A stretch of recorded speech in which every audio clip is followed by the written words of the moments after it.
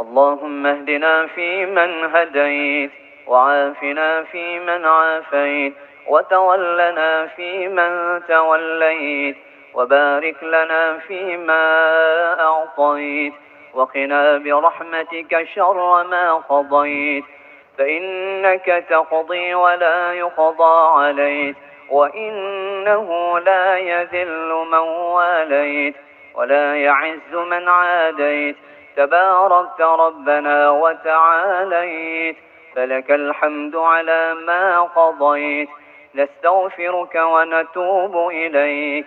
وصلى الله على سيدنا محمد النبي الأمي وعلى آله وصحبه وسلم. الله أكبر.